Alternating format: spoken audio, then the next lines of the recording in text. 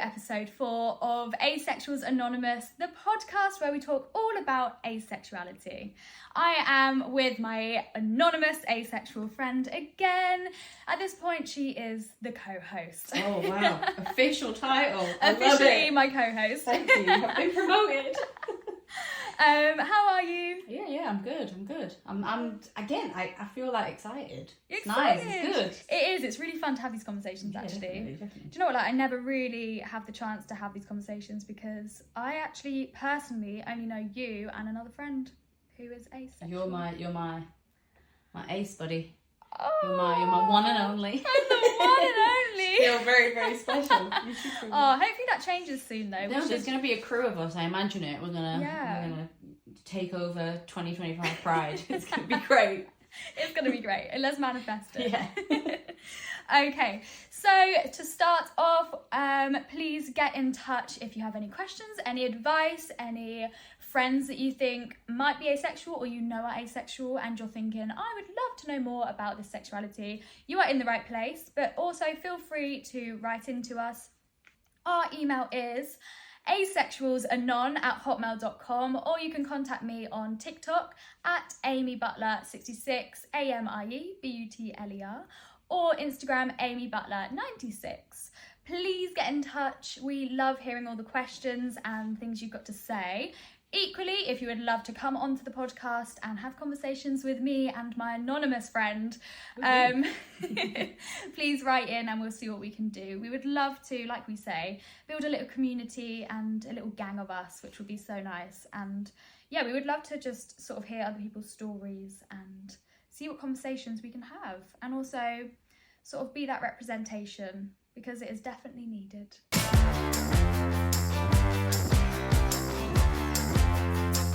So, to kick us off, I've got some questions that people have asked us already.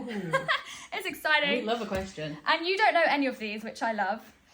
I also love it, but it does scare me a little bit. Are you scared? Yeah, Don't worry. These, I've got a lot of the same vibe, so maybe I'll read out a couple which are the same vibe. So, how do you break the news to a spouse when you didn't even know ace was a thing and you're just figuring it out now? Also, all of these questions I'm keeping anonymous. My favourite word. My favourite word. Because they haven't stated whether they would like their name to be shared. Which is the whole point in this podcast. Just to reiterate that. So yeah, that was the first question. I'm going to follow that up with... That's a really hard question, actually. So maybe we'll keep it with that. So how do you break the news to a spouse when you didn't even know ace was a thing and you're just figuring it out now?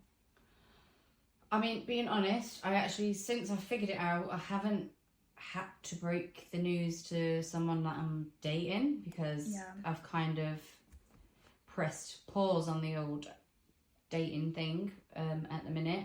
I have actually recently... spoken to an ex about it because that's interesting. we are still in contact with each other. There was never a traumatic ending to the relationship. I actually think that the relationship did break down a little bit, not in a negative way break down, but change because of me being ace but not knowing it. Yeah. And what they needed from the relationship and what I was prepared to give to the relationship. And I've kind of recently had that conversation and been like, so listen, just wanted to fill you in. This is where I'm at. This is my vibes. And it was a really nice conversation.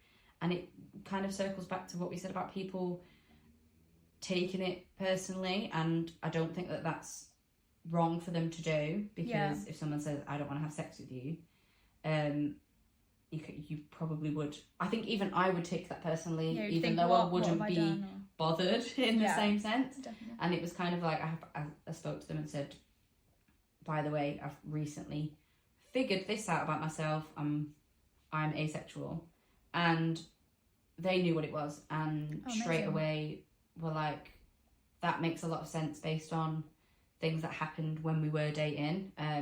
It wasn't necessarily a relationship. It was kind of more of a dating thing, not super serious. Yeah. But as the relationship started to get more serious, that's when I started to back off. And she noticed that, and she did say, like, there was a point where I think our closeness changed, and I think that was at the point where it did kind of get to a point where it was like, right, now would be the time in the timeline to reach that milestone, and we didn't. Yeah. But then those alarm bells do start ringing, I guess, on both parts. No, and I said that, and I said, you know what, it would have been, in terms of like compatibility, in terms of personalities, in terms of everything else, it was a good relationship, and I think that's why we are friends now, but also we are friends as well because we didn't cross that boundary of having sex with each other. So had that have happened, well, it would have been forced from me. It would have been like, feel like I have to do this. Yeah. Or like, would you ever have felt that you were doing it for her? Yeah, like, not for willingly me. Being like, I want to do this for you because it's a nice thing and you would enjoy it. So Yeah. not like, oh, I'm going to do this for you, but like you want to do it for her rather than for yourself, but also like in a positive way. Yeah, definitely. So that was probably the only time that I have had to like kind of break the news to someone. I don't know how I would do it going forward. Well, with the guy that I sort of had my realisation with, after I had Googled on the train home and found everything out, the next step for me was to break it off with him because one, I was not in a very good place mentally, and that wouldn't have been okay to be in a relationship. It's not a good idea to start a relationship No, when you're not. It was your very brain early is doors. not there. Yeah, exactly. It wouldn't have been fair on either of us. So I broke it off, and then I said I can't talk about reasons why. Just know that it is nothing to do with you. I promise. I'm just not in a very good place right now. Do you think that people?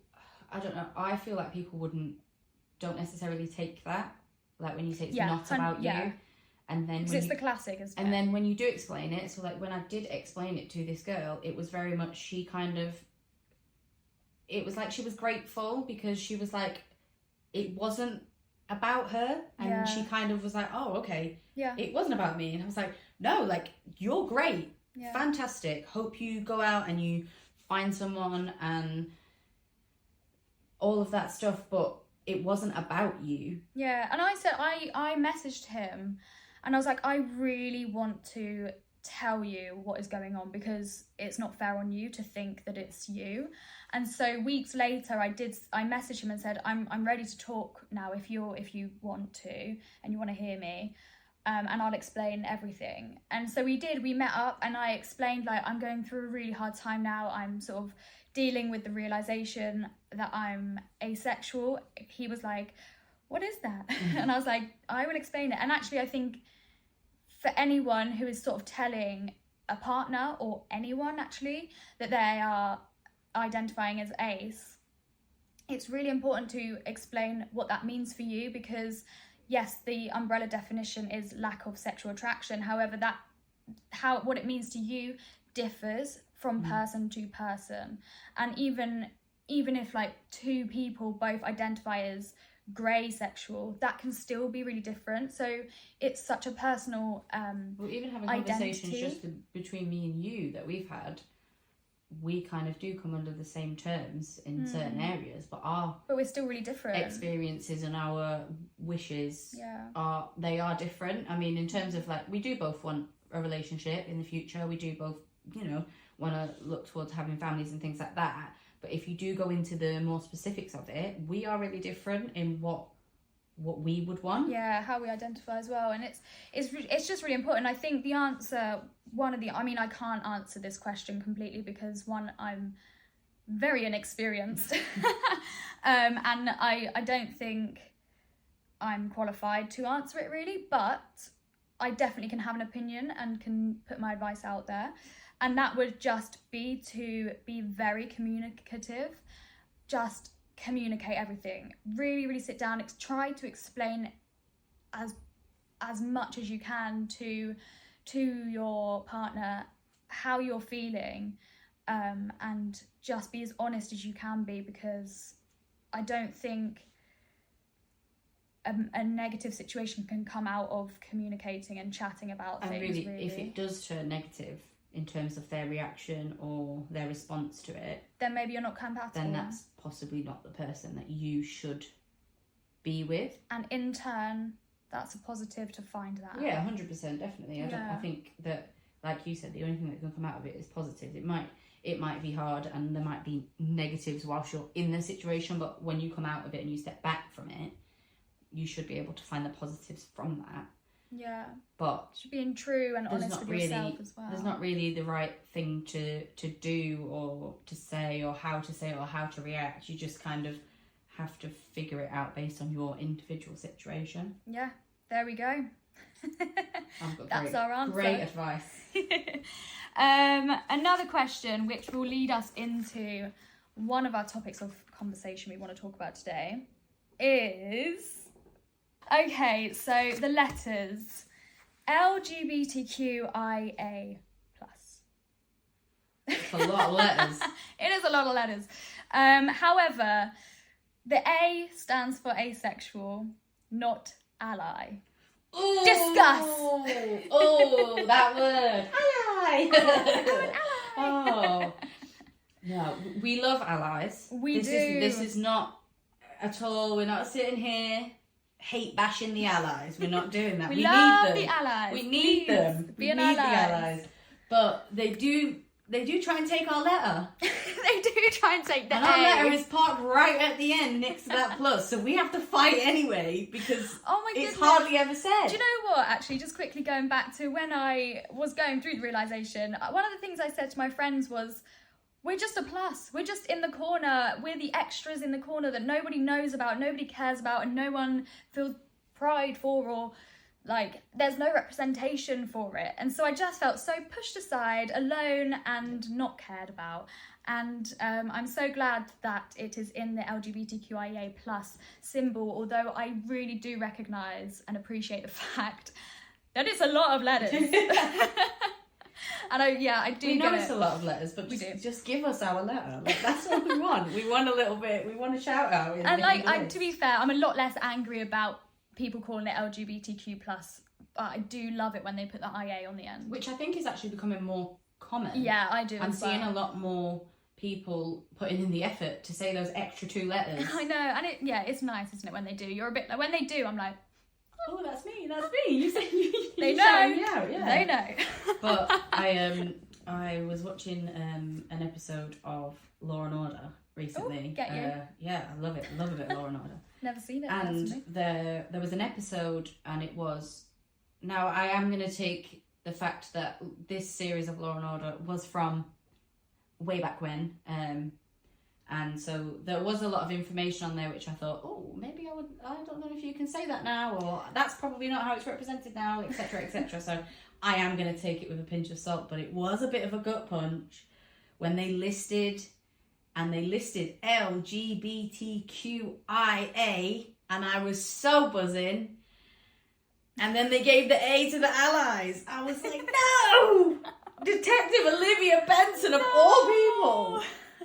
And it was mentioned several times in the show that the A stands for ally, and I'm going to be an ally. Oh, I'm so, like we've said, and we can't emphasise it enough, we're so here for the allies. Please be an ally. If you can be anything in the world, be an ally. We are allies. We love the other letters. We are very supportive of all the other letters and what they represent and what they are. But there is a but in this sentence. It is not a sexual orientation or identity. It is... Do you know what it is? It's being a decent human being. That's what it is. And I don't know if it is part of the acronym. When you look at the amount of work that the rest of the letters, like when you look at how much trauma trans people go through and how much discrimination people go through, and how hard they have to fight, and how, like, I'm really proud of people who can do that as an ally to the other letters in the alphabet. But it's just, it takes away, and it gives people who haven't necessarily had to fight for their identity. It gives them kind of a sticker, a well done sticker. But like, why do you need, like you said, why do you need a well done from being a nice person? Yeah. Why do you need a well done from saying to someone, you matter? Why do you need a well done when actually who I do not have sex with is none of your business? Like, if you want to be supportive, I've got a great group of friends who are supportive, and I would 100% give them a golden statue of allyship and love and admiration. Yeah. But they don't sit there and expect a letter. They don't sit there and say, I'm part of the LGBTQIA plus umbrella. They don't say that, and I don't know if people need to say that. They don't need I don't know if this is right. They don't need the representation. No. That could be a comment. But the thing is, but like, just on the back of that, they also do have the representation, because if you actually look up the plus of LGBTQIA plus, right after our good old A, right at the end there is another A, which does stand for ally. Which, okay, I agree completely with what you said. Like, they not necessarily have a letter, but okay, if you do want that golden sticker, fine, that is your situation. But you can sit in the plus. Yeah, you can be in the corner. You can sit in the back. You can sit in the back row while the rest of us have to figure out how we're going to navigate our lives, because we're different. I just see it as they're supporters of the community, not necessarily in the community. Members of the community. And I don't know how I sit with saying that. I don't know how I feel about that. However, that is a sentence that I feel like I want to say. And it's hard because you don't want to say the wrong thing, and sometimes saying the wrong thing is so easy, because sometimes for certain people everything is the wrong thing to say, and you have to tread on eggshells because people get offended all the time. But I know people who are lesbians who are allies to asexuals, like it's and they don't they're not identifying as the L and the A. And I know that there are people out there who are gay and trans, and they might just identify with the G because that's it, or they might just identify with the T. But all of the people who identify with a letter have had to go through some kind of questioning, and they might have had to go through some trauma and discrimination. Like, you don't go to the 2024 ally parade.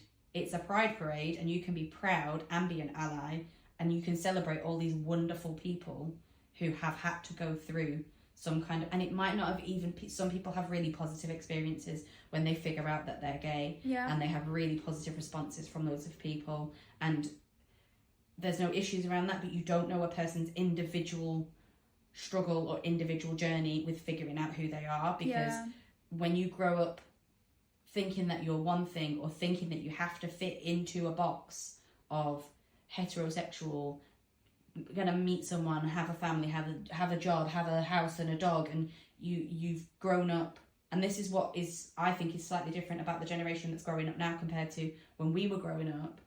You don't know what that person has gone through, and you don't know the struggle that they have, having an identity crisis. I mean, I'm 31 years old, and I'm just now figuring out who I am as a person, and that is insane. And it's, some days, like we've already said, some days it's so easy to be me, and I'm so proud of myself, and other days I do want to sit behind the camera, and that's it. But taking that away from me by being a supportive person is not being a supportive person. Yes. I feel very strongly about it. That was really good. But I do love the allies, and we need them. Yes, absolutely. And we're not here to offend, so. No, and just as a visual, how I sort of see it is like, for some reason this has popped into my brain just now, is that like, it's like a boxing ring. Not that I think about boxing a lot, or see this as a boxing fight, but think of like a boxing ring, and you've got all of the LGBTQIA plus community in this ring, fighting for what they believe in, and etc, etc. And then everyone who is watching this and cheering on is an ally, and they're in the positive situation and things. However, they're not in the boxing ring, which means they're not in the acronym for me. Yeah. Personally, that's sort of how I see it. It's like they're still there for us. They're still cheering us on. They're still having fun and partying And we love them. priding with us. However, the people in the actual boxing ring and who is having to fight for validity. The other thing is, allies don't really have to fight for their identity as an ally. Mm-hmm. So they don't have to fight and be like, I am an ally. Are you sure? Are you sure you've not just met the wrong person? Or I am an ally. Oh, should we get you medication for that? So they've not really, there is a word in somewhere in my head, but I can't quite think of it right now. But they've not really had the reprimanding? Mm-hmm. The reprimand? I don't know. The hardships, I guess. Yeah, I like the boxing ring analogy. Yeah, I agree. Yeah. That's where we stand on that. It's a tricky one, but I feel like that. I've never really spoken about that either. So I would be interested to see as well other people's opinions on that. 100%. And if someone is coming from the perspective of an ally and does want a letter, which, you know, you're in there, you got your plus. Yeah, you. But you what take are it. your feelings about it? Like. Yeah, I would absolutely love to hear other people's opinions. Because the thing that we've spoken about, and we've spoken about it in kind of many areas, and when we've looked at questions and when we've been talking to each other about ourselves, we do have to remember to see it from the other person's point of view. Should we go on to that? Yeah, definitely. That's a good conversation. So actually in an interview that I had with a podcast recently, they flipped it on its head and they asked me about how someone else might feel, or like how my partner might feel if I came out as ace to them, or basically how the other person will feel, how a non-asexual person will feel about being with an asexual, or, you know, just flipping it around and seeing what it's like in other people's shoes. And again, like, it's what we've said, like, you know, off camera, is they're never gonna fully understand how we feel about certain things, and that's why I think our friendship is good, because in lots of ways we do understand, because we identify in similar ways. But in the same way, flip that, I'm never gonna understand fully how they feel about it, and I do think that it's important, for regardless of which side of the table that you're on, is try and understand the other person's perspective and feelings, and I think that that's a situation you can apply, like, in so many different areas of life anyway. That's just in general, is like, how does my actions make you feel, and how do my actions make me feel?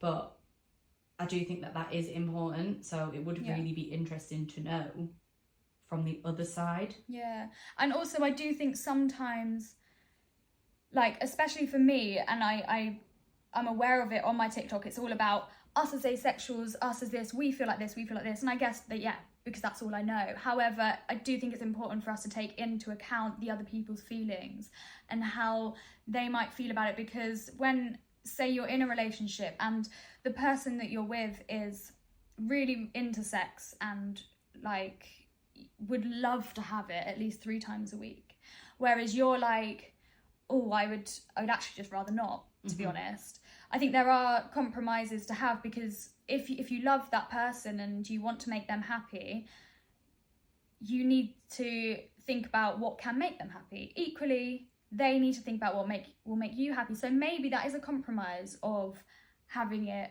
once every 2 weeks, or I don't know. It depends, doesn't it? Like on things. But say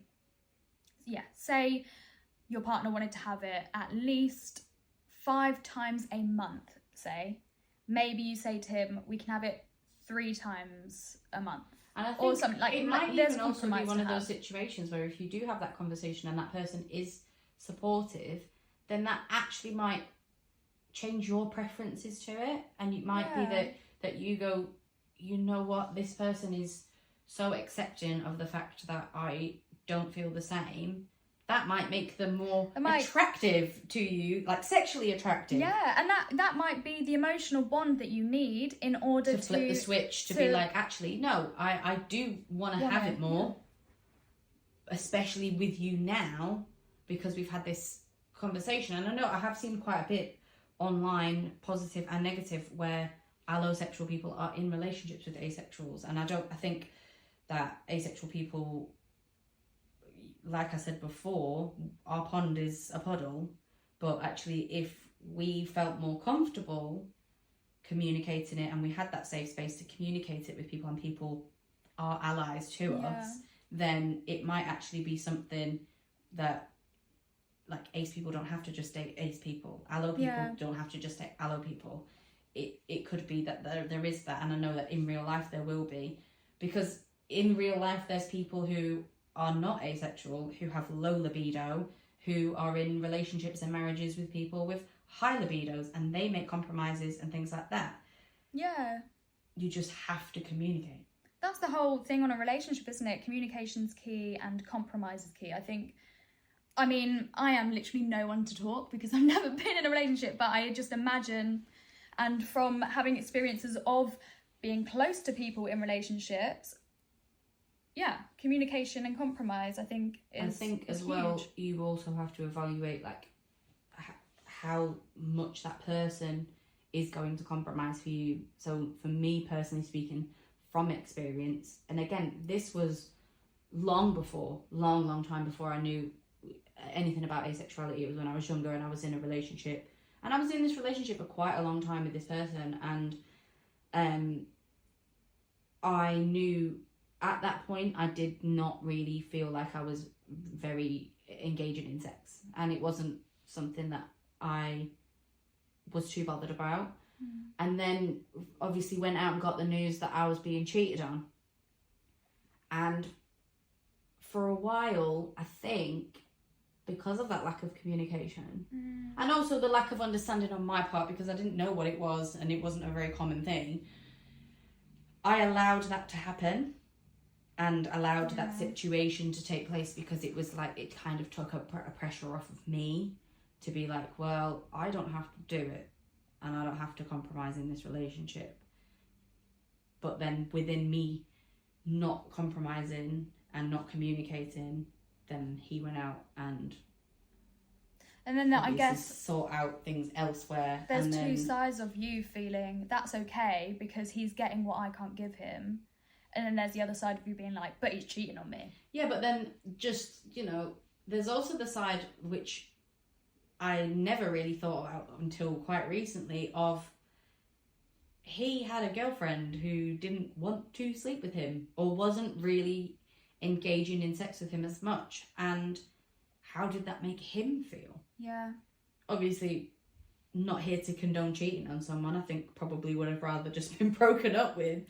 But like, it is something that I do now think about, and it's like, actually, how did that make him feel? Because there wasn't that communication, and I was young, and when you're young, you don't know about communication, and you don't know about all of these different things, and that's the whole point of figuring out yourself when you're younger and dating and having boyfriends and girlfriends and things like that. But there wasn't that communication, and then there was the breakdown of the relationship, and there was a lot of pain and there was a lot of hurt. Yeah. So it is important to now sit back and think, I don't condone what he did, and I don't agree with anyone who cheats on someone, but actually I forgive him. You understand, and maybe? I understand that he was possibly put in the same position that I was put in, but on the flip side of it. Yeah. Interesting. It is very interesting. Maybe episode 5, we're going to dive straight into dating then. So if you have any dating questions, advice, stories, you know what to do. Thank you so much for listening.